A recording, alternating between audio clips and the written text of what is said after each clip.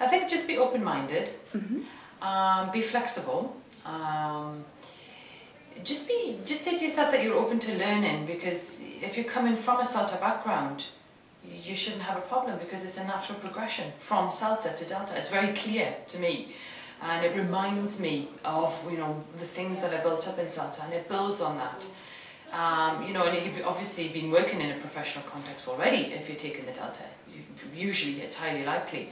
So you've got all your experience to draw from. So I would say, you know, go into it with an open mind. Okay, open mind. What kind of experiences have you had this last week? The highs, the lows? The highs and the lows, really. Highs is like when you get something, when something's been bothering you or it's not been so clear, and you get it. One of the tutors, the way they explain it, you get it, and you get really excited about what you're doing. You know, you can get into ruts with your work, and it can help to, you know, sort of re-motivate you. And then you have your first non-officially observed lesson, and after that, the feedback and the way that it's framed, and how great you can feel after that. That was a real high for me.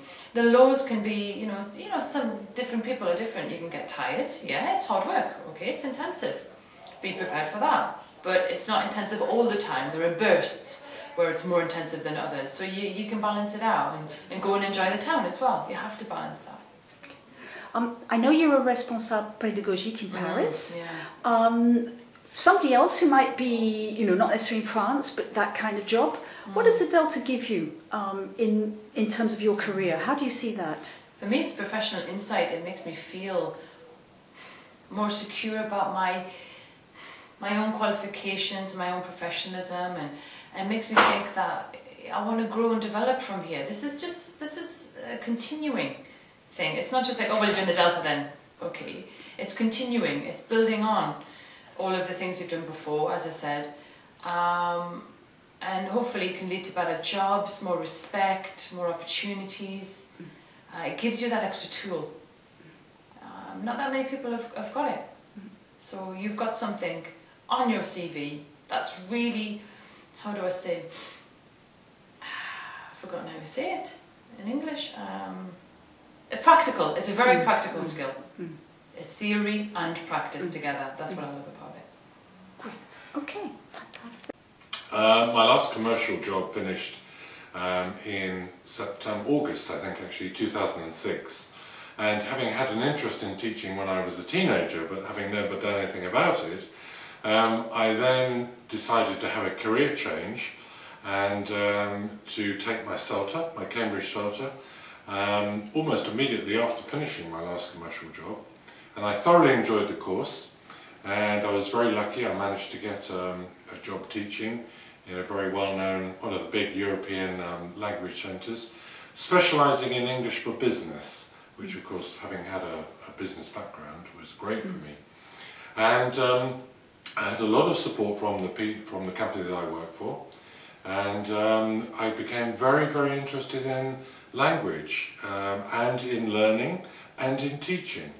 And after just about 5 years of teaching, albeit not full-time, but on a regular part-time basis, I felt ready to move up a gear and to take my Delta, as I'd already always recognised that the Delta teachers that I work with had something extra. They had better all-round knowledge of the three areas that I just mentioned, language, learners and teaching, the whole procedure. And I, being still very interested in the profession, I decided to take my Delta.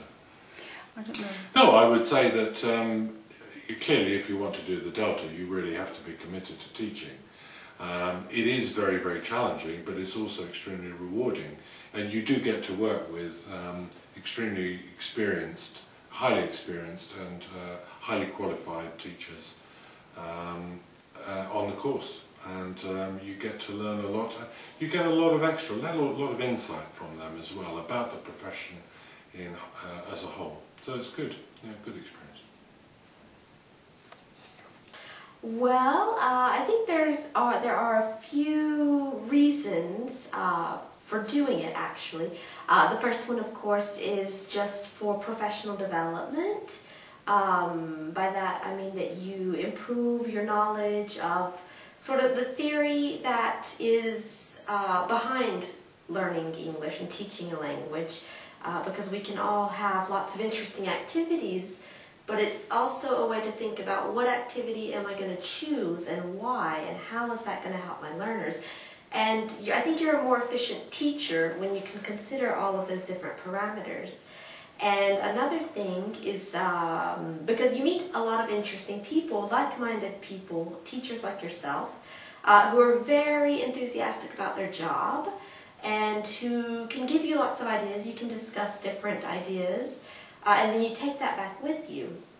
And speaking of things to take back, during the courses you get all of these really interesting ideas and things to try out with your class, and so that the classroom becomes like a lab where you can experiment and see what works and see what doesn't work, and involve the students as well. And I think it could be a good sort of, you know, team building type activity. And I guess finally is it's, you know, an extra something, a nice big extra something on your CV, to say that I am committed to what I do and I am willing to go that extra mile. And I think that for employers, it's sort of a guarantee that you're not just in it for the traveling or just to have a job for a year and then go off to somewhere else. It's a sign of commitment that could maybe get you into a better position.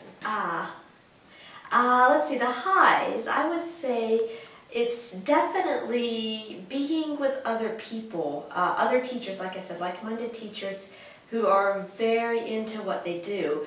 And so you can talk about all these different things that we would have lunchtime conversations about activating schemata and things like that. And it's good because it gets you to really think about, I would say, the fundamentals of your job, but sort of in just a casual kind of way that usually you don't do with people who are on this level.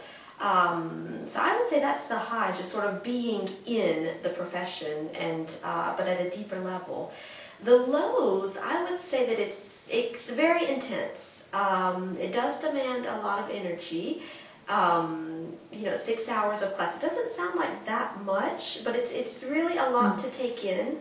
But it's not just in the week that you've got to take it all in. After now, I'm going to go home and just absorb all of this information and apply it. But it's true that the week, it's very intense, but very fulfilling.